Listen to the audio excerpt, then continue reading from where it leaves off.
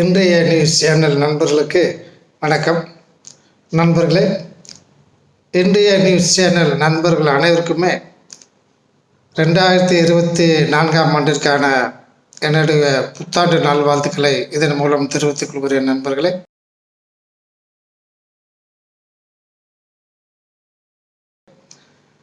(2024ஆம் ஆண்டு மிக சிறந்த ஆண்டாக உங்கள் அனைவருக்கும் அமைய வேண்டும் என்று இறைவனை வேண்டிக் கொள்கிறேன். நண்பர்களே, இன்று இந்த வீடியோ செய்தியில் நாம் தொடர்ந்து சீனா இந்தியா இடையே சீனாவுக்கும் இந்தியாவிற்கும் இடையே போர் என்று ஒன்று வந்தால் இதில் எந்த நாடு வெற்றி பெறும் என்பது பற்றி தற்போது நாம் 5வது வீடியோ வெளியிட உள்ளோம். நண்பர்களே, சைனாவுக்கும் இந்தியாவுக்கும் இடையே போர் வந்தால் இதில் ரஷ்யாவின் பங்கு எவ்வாறு இருக்கும் என்பதை பற்றியும் நாம் ஆராய வேண்டியுள்ளது. நண்பர்களே, நாம் சென்ற வீடியோவின் தொடர்ச்சியாக பார்த்தோமானால் சைனாவை நாம் தோற்கடிப்பதற்கு நமக்கு மிக சிறந்த ஆயுதங்கள் வேண்டும். சைனாவிடம் உள்ள ஆயுதங்களை விட மிக சிறந்த லேட்டஸ்டான ஆயுதங்கள் நமக்கு தேவைப்படுகின்றன என்பதனை நாம் சற்று விரிவாக சென்ற வீடியோவில் பார்த்தோம். ஆகவே நாம் பல நாடுகளிலிருந்தும் மிக சிறந்த ஆயுதங்களை ஐரோப்பிய நாடுகளிலிருந்தும் ஜப்பான், ஆஸ்திரேலியா போன்ற நாடுகளிலிருந்தும் வாங்குவதற்கு நாம் ஏற்பாடு செய்து கொண்டு இருப்பதோடு மட்டுமில்லாமல் அமெரிக்காவிலிருந்தும் வாங்குவதற்கு நாம் பல வகையில் முயன்று அதற்கான வெற்றியும் நமக்கு கிடைத்துள்ளது. நண்பர்களே, ஆகவே நமது விமான தயாரிப்புக்கு தேவையான ஜெனரல் எலக்ட்ரானிக்ஸ் நிறுவனத்திடமிருந்து என்ஜின்கள் நம் உள்நாட்டிலேயே தயாரிப்பது MQ-9B என்று சொல்லக்கூடிய ரீப்பர் வகையைச் சேர்ந்த கண்காணிப்பு ஆளில்லா விமானத்தை வாங்குவது உட்பட பல வகையான புதிய தொழில்நுட்பங்களை அடங்கிய ஆயுதங்களை நாம் வாங்குவதில் தற்போது வெற்றி கண்டு உள்ளோம். ஆகவே நமக்கு தேவையான ஆயுதங்களை முதலில் நாம் ரஷ்யாவிலிருந்து வாங்கி கொண்டிருந்த போது 95% இருந்த ரஷ்யாவில் இருந்த இறக்குமதி 65% குறைந்து பின்னர் அந்த ஆயுத இறக்குமதியானது தற்போது 45% அளவில் இந்தியாவின் தேவையில் 45% அளவிற்கான ஆயுதங்களை நாம் ரஷ்யாவிடமிருந்து தற்போது வாங்கி வருகிறோம். ஆகவே பிற ஆயுதங்களை நாம் மற்ற நாடுகளிலிருந்து நமது தேவைக்கு ஏற்ப மற்ற நாடுகளோட மிக மிஞ்சிய அளவிலான ஆயுதங்களை நாம் இறக்குமதி செய்வதில் மிக குறியாக உள்ளோம். நண்பர்கள், இவ்வாறு நாம் ஆயுதங்களை பிற நாடுகளிலிருந்து வாங்குவதால் ரஷ்யாவிற்கான வருமானம் சற்று இந்தியாவிலிருந்து கிடைக்கக்கூடிய வருமானம் சற்று குறைகின்றது. நண்பர்களே, சைனாவுக்கும் ரஷ்யாவுக்கும் இடையே உள்ள வர்த்தக நிகழ்வை பார்த்தால் சீனாவும் ரஷ்யாவும் ஏறக்குறைய சம அளவில் ஒரு வருடத்திற்கு $70 பில்லியன் என்ற மதிப்பில் இரண்டு நாடுகளுமே ஏற்றுமதி இறக்குமதியை செய்து கொள்கின்றன. ஆகவே அவர்களுக்கு இடையான இந்த ட்ரேட் பேலன்ஸ் என்பது ஏறக்குறைய ஜீரோவாகவே உள்ளது. ஆனால் நாம் இந்தியாவை பொறுத்தவரை சுமார் $4 பில்லியன் அளவிற்கான பொருட்களைத்தான் நாம் ரஷ்யாவுக்கு ஏற்றுமதி செய்கிறோம். ஆனால் நாம் ரஷ்யாவிலிருந்து இறக்குமதி செய்யக்கூடிய அந்த பொருட்களின் மதிப்பானது $8 பில்லியன் உள்ளது.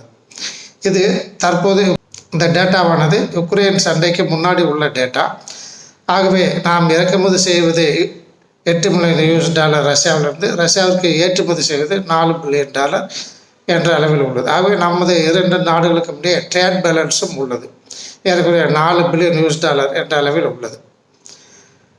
ஆகவே நண்பர்களே, ரஷ்யா நமக்கு ஏற்கனவே ஏற்றுமதி செய்து வந்த இந்த இராணுவ தளவாடங்கள், இராணுவ ஆயுதங்கள் தற்போது குறைய தொடங்கியுள்ளதால் அதனை விடுவதற்கு ரஷ்யா விரும்பவில்லை.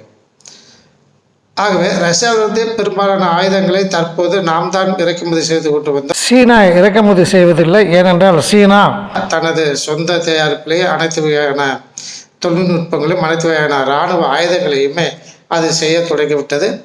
முன்பை போன்று அது ரஷ்யாவிடமிருந்து அதிகமான ஆயுதங்களை இறக்குமதி செய்வதில்லை. ஆகவே நமது நாடு ரஷ்யாவிற்கு பெரும்பாலான இறக்குமதியை செய்து கொண்டு வந்தது. ஆகவே இந்தியாவை ஆயுத இறக்குமதியிலிருந்து விடுவதற்கு ரஷ்யா தயாராகலை. இது ஒரு பக்கம். ஆனால் தற்போது உக்ரைன் ரஷ்யா போர் நடந்து வரும்போது ரஷ்யாவிற்கு அதிகமான பணம் தேவைப்படுகிறது, யூஎஸ் டாலர் தேவைப்படுகிறது. இந்த யூஎஸ் டாலர் மூலம் வெளிநாட்டில் பிற நாடுகளின் வழியாக தனது ஆயுத உற்பத்திக்கும் இந்த போர் செலவுக்குமான தொகையை யூஎஸ் டாலர் பெறுவதற்காக பிற நாடுகள் மூலம் அதை யூஎஸ் டாலரை பயன்படுத்த வேண்டிய கட்டாயத்தில் உள்ளது. ஏனென்றால் அமெரிக்காவும் அதன் அலையன்ஸ் நாடுகளும் ரஷ்யா மீது ஏகப்பட்ட பொருளாதார தடைகளை விதித்து யூஎஸ் டாலரை ரஷ்யா பயன்படுத்த முடியாத அளவிற்கு செய்துவிட்டது அமெரிக்காவும் அதன் தோழமை நாடுகளும். ஆகவே யூஎஸ் டாலர் எதுவும் இல்லாமல் அதை தனது ஆயுத உற்பத்திக்கு தேவையான ஸ்பேர் பார்ட்ஸ் மற்றும் இதர மெட்டீரியல்களை வெளிநாடுகளது வாங்குவதற்கு அதனால் முடியவில்லை. ஏனென்றால் யூஎஸ் டாலரை பெரும்பாலான நாடுகள் முடக்கி கொண்டன. அமெரிக்காவும் ரஷ்யாவின் பணம் யூஎஸ் டாலர் உள்ளதை முடக்கி கொண்டது, யூகே நாடும் முடக்கி கொண்டது. இவ்வாறு ஜெர்மனி நாடும் ரஷ்யாவின் பணத்தை முடக்கி கொண்டது. ஆகவே ரஷ்யாவின் பணம், அமெரிக்காவில் உள்ள பணம், யூகே நாட்டில் உள்ள பணம், ஜெர்மனி நாட்டில் உள்ள பணத்தை ரஷ்யா பயன்படுத்த முடியவில்லை. அதுவும் மட்டும் இல்லாமல் இந்த உக்ரைன் நாட்டிற்கு ஏற்பட்ட செலவுகளை சமாளிக்க இந்த ரஷ்யா பணத்தை அந்த நாட்டிற்கு வழங்கிவிடலாம், உக்ரைன் நாட்டிற்கு வழங்கிவிடலாம் என ஜெர்மனியும் அமெரிக்காவும் முடிவு செய்துள்ளன. இதற்கு மிக பெரிய விளைவுகளை நீங்கள் சந்திக்க வேண்டியிருக்கும் என ரஷ்யா எச்சரித்துள்ளது. அதே போன்று ரஷ்யா நாட்டிலும் இந்த நாட்டின் பணம் உள்ளது, அவற்றையும் நாங்கள் முடக்கி விடுவோம், அவற்றையும் நாங்கள் வேறு வழியில் பயன்படுத்தி விடுவோம் என ரஷ்யா அந்த நாடுகளை மிரட்டி கொண்டு வந்துள்ளது. ஆகவே இது ஒரு பக்கம் இந்த ஃபைனான்ஸ் சம்பந்தமான சண்டைகள் நடந்து கொண்டு இருக்கும் பொழுது ரஷ்யா இந்தியாவை விடுவதற்கான வாய்ப்பு இல்லை என்பது தற்போது நமக்கு தெரிகிறது நண்பர்களே. தற்போது நமது அமைச்சர் ஜெய்சங்கர் அவர்கள் ரஷ்யாவுக்கு சென்று மாஸ்கோ அதிபர் புட்டினை சந்தித்து பேசியதிலிருந்து, நமது அமைச்சரை புட்டின் அவர்கள் நேரடியாக வரவேற்றதிலிருந்து நமது நாடு ரஷ்யாவிற்கு தேவைப்படுகிறது என்பது தெள்ள தெளிவாக தெரிகிறது நண்பர்களே. இன்று ஒரு கேள்வி இதில் எழலாம். இந்தியாவிற்கும் சைனாவிற்கும் போர் என்று வரும்போது நமக்கு சப்போர்ட்டாக வருமா அல்லது சீனாவுக்கு சப்போர்ட்டாக வருமா? இது ஒரு முக்கியமான கேள்வி. ஏனென்றால் ஒரு சண்டை என்று வரும்போது நம்ம நாட்டிற்கு பிற நாட்டின் சப்போர்ட் கட்டாயம் தேவைப்படுகிறது. ஆயுத அளவிலோ அல்லது அவர்களின் இராணுவத்தை நமக்கு அனுப்பியோ ஏதாவது ஒரு வகையில் நமக்கு உதவி செய்வதற்கு வேறு நாடு தேவைப்படுகிறது. இது தற்போதுள்ள நிலை. ஏனென்றால் நமக்கு உள்ள ஆயுதங்களின் எண்ணிக்கையை விட சீனாவின் ஆயுதங்கள் எண்ணிக்கை அதிகமாக உள்ளது. நண்பர்களே, சீனாவை நாம் தோற்கடிக்க முடியுமா என்பது சம்பந்தமான இந்த வீடியோ தொடரின் முதல் பாகத்தை தயவு செய்து அனைவரும் பார்த்து கொள்ளுங்கள். ஏனென்றால் அவற்றில் இந்தியாவை விட சைனா எந்தெந்த அளவில் ஓங்கியுள்ளது, இராணுவ உற்பத்தியில், இராணுவம் தளவாடங்களை வைத்துள்ளதில் எந்தெந்த வகையில் உயர்ந்துள்ளது இந்தியாவை விட என்பது பற்றிய தெளிவான ஒரு கருத்து உரை அதில் வெளியிடப்பட்டுள்ளது. ஆகவே அவற்றை நண்பர்கள் பார்த்து தொடர்ந்து இந்த வீடியோக்களை பார்க்கும்படி கேட்டுக்கொள்கிறேன். ஆகவே ரஷ்யா நமக்கு உதவிக்கு வருமா அல்லது சைனாவுக்கு உதவிக்கு சென்று விடுமா அல்லது நடுநடுவோடு இருக்குமா என்பதை நாம் பார்க்க வேண்டியுள்ளது. நண்பர்களே, தற்போது ரஷ்யாவின் நடமாட்டத்தை நீங்கள் பார்த்தால் அது தற்போது தனிமைப்படுத்தப்பட்டுள்ளது. ஐரோப்பிய நாடுகளோ அல்லது அமெரிக்காவின் ரீஜனல் அலையன்ஸ் நாடுகளோ, ரீஜனல் அலையன்ஸ் நாடுகள் என்றால் ஏற்கனவே நமது இன்றைய நியூஸ் சேனல் நண்பர்கள் தெரியும்.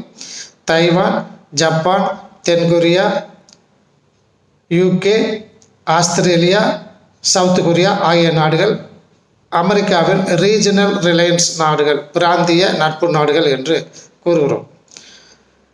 இந்த நாடுகளிடமிருந்தும், நேட்டோ நாடுகளிடமிருந்தும், ஐரோப்பிய நாடுகளிலிருந்தும், அமெரிக்காவிடமிருந்தும் எவ்விதமான வர்த்தகமும் செய்ய முடியாத அளவுக்கு ரஷ்யா நாட்டை தனிமைப்படுத்தியதோடு மட்டுமில்லாமல் யூஎஸ் டாலர் பணத்தினை செலவிட முடியாத அளவிற்கு, அதை பயன்படுத்த முடியாத அளவுக்கு இந்த நாடுகள் பொருளாதார தடையினை ரஷ்யாவிற்கு விதித்து ரஷ்யா தற்போது தனிமையில் வாடுகிறது.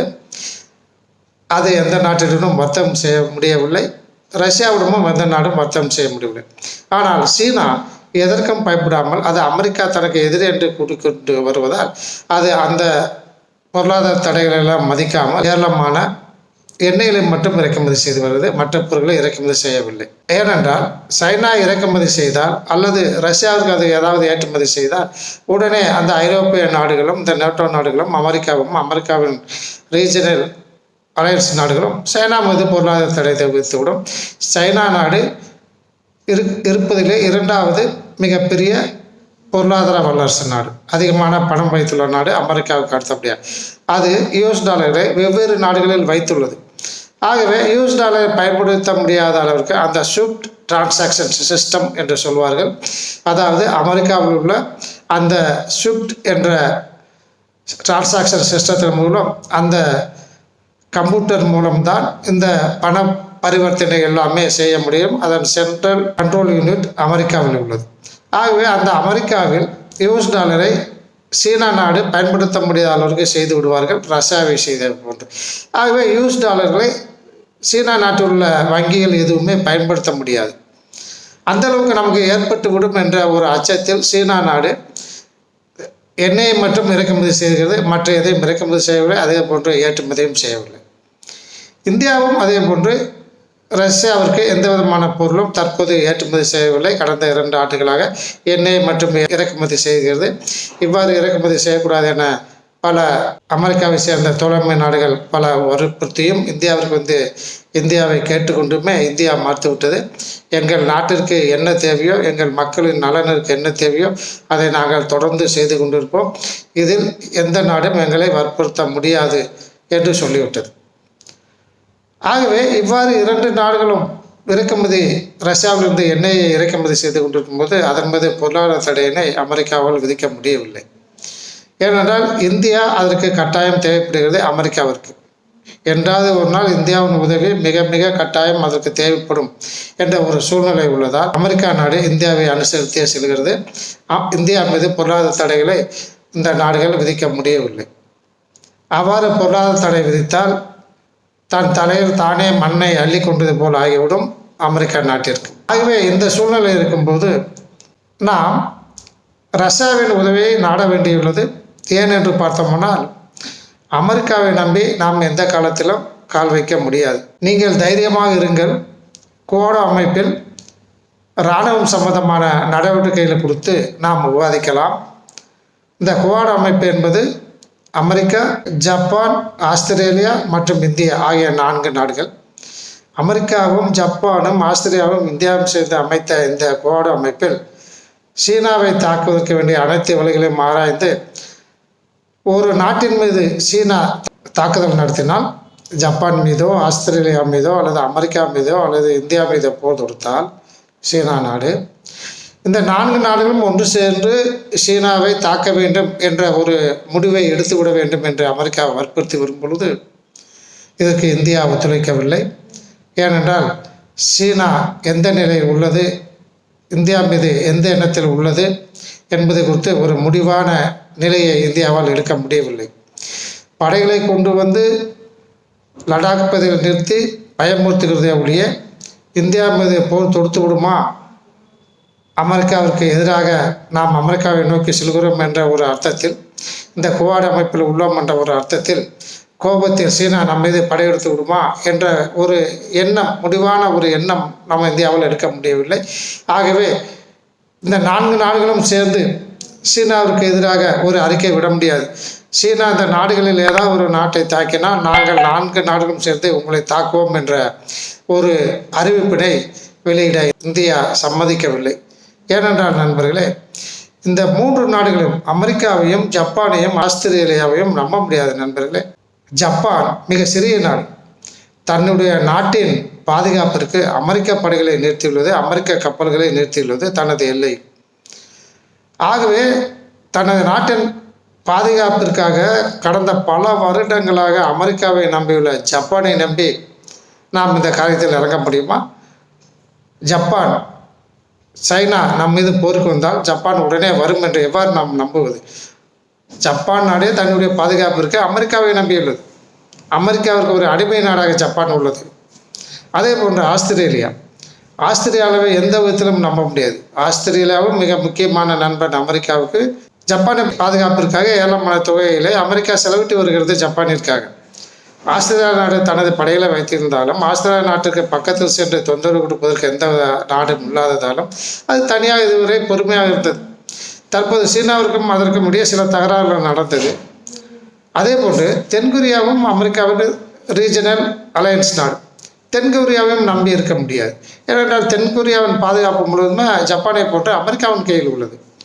ஆகவே நமக்கு சப்போர்ட்டாக தென்கொரியா நாடு வரும், ஜப்பான் நாடு வரும், ஆஸ்திரேலியா நாடு சேர்ந்து வரும் என்று நாம் இந்தியா இதை நம்ப முடியாது, நம்பவில்லை. அதனால்தான் நமது நாடு இந்த குவாடு அமைப்பின் மூலம் சைனா இந்த குவாடு நாடுகளை தாக்க வந்தால் நாங்கள் 4 பேரும் வந்து தாக்குவோம் என்று கூறி சைனாவின் கோபத்தை அதிகமாக தூண்டிவிட வேண்டாம் என்ற அர்த்தத்தில் இந்தியா அமைதி காத்து வருகிறது. நண்பர்களே, ஜப்பானும் ஆஸ்திரேலியாவும் தென்கொரியாவோ நமது நாட்டின் பாதுகாப்பிற்கு நமது நாட்டோடு சேர்ந்து அடுத்த நாட்டுக்கு சண்டையிடுவதற்கு நிச்சயமே வராத நண்பர்களே. உலக ஜியோபொலிட்டிக்கல் நாலேஜை உள்ள நமது நண்பர்கள் அனைவருமே இந்த கருத்தை ஒத்துக்கொள்வார்கள் என்று நினைக்கிறேன்.